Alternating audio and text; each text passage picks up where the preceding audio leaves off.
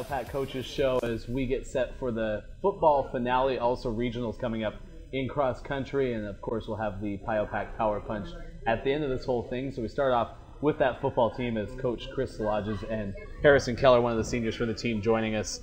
Guys, appreciate it. Heading into the final week of the season, from all accounts on my end, has been a really successful season, and we still have one game to play. Coach, you've been here a lot longer than me. What's your interpretation of that? Has it been a very successful season? It has. I mean, I think I think we talked prior. We miss out on some opportunities to even make it a better season, and I think that's part of the learning process we're still going through as a team, especially our young guys.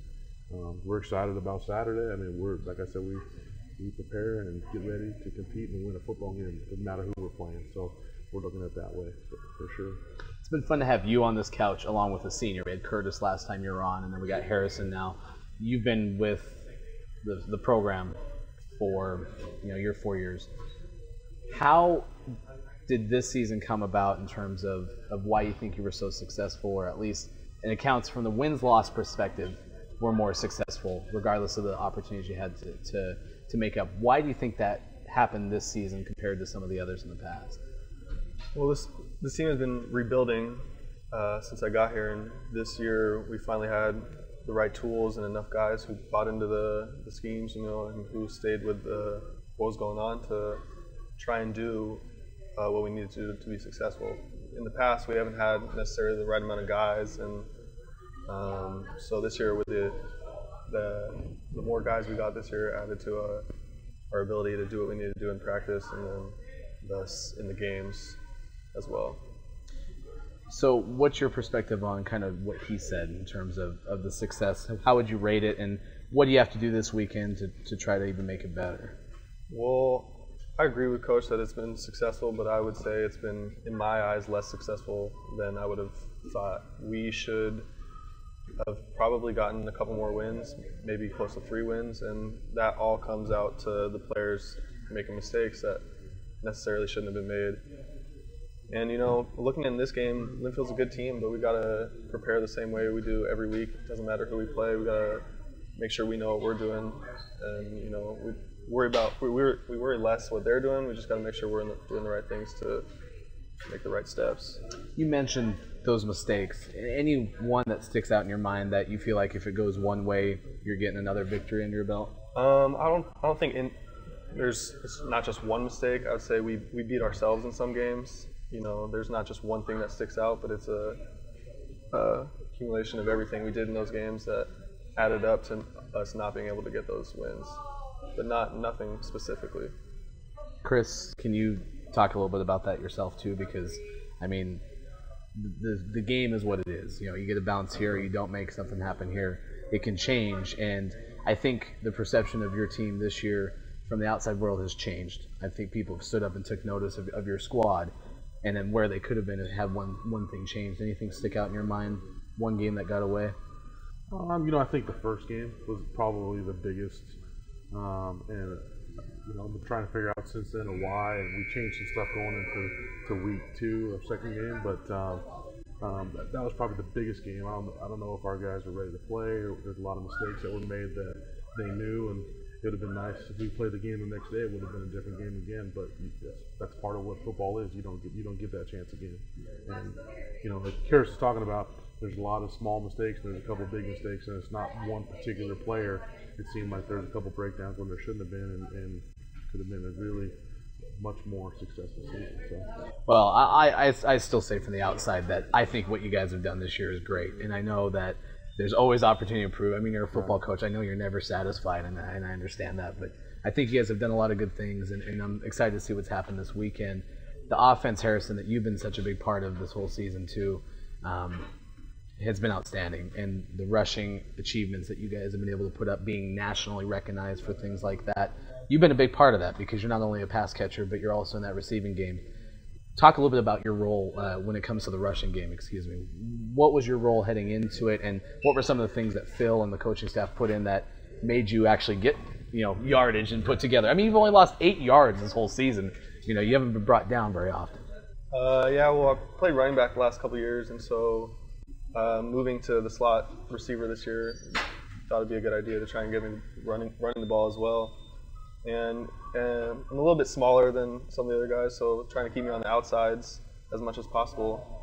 Just let me try and work in space a little bit more than I've been able to in the past, trying to go right up the middle. And it really has benefited me a lot, not just playing-wise, but health-wise. You know, stay away from those big guys as much as possible, try and just be on the outsides and do what I can out there.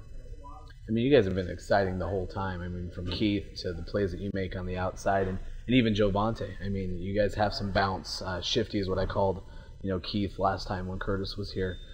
Offensive line obviously comes together too. And can you give me an idea of what it's like to play behind that unit, and or more so what they give you offensively, and how it kind of boosts what you guys are able to do? Yeah, the main thing with the offensive line is having Curtis back was a ridiculous help to us. Without him coming back, things would have been a lot different. He's the leader of the line. He's leader of the offense, number one, but all the younger linemen listen to him, and he's a good player, so they learn from him and get his techniques. And our O-line's a little bit smaller than most of the guys in our league, but they're just as physical, if not more physical. And they take pride in trying to be undersized and still get the same rushing success as some of the other teams. So, Coach, we might not have you on at least in season, if you will, because next weekend we might not have a show. Thanksgiving's coming up, all of that.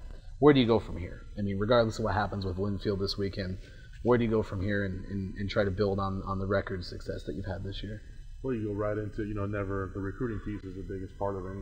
You don't take like a nap or anything at some point? No, I wish I could. I wish I could for sure, but go right into recruiting and, trying to fill some holes and get more guys, and we'll be even better next year, which is really exciting. Really exciting to go into that. What's your roster size this year? We're right around 56, 57, I think we started with. Do you have a target that you'd like to see it for next year? I'd like to be above 75 or more. So I think that's definitely an attainable goal, and I think we'll get that done.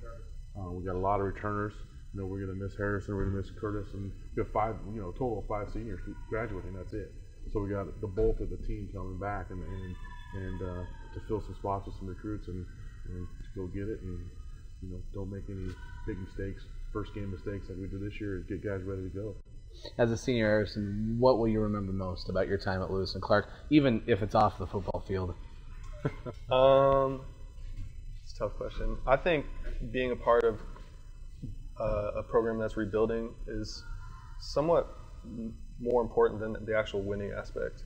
You don't get the gratification that you do when you are in a winning season, but to be a part of like the building blocks is something that I'll take with me, because it's pretty important, the steps that we're taking in the last couple of years, and to be a part of that is something I won't forget.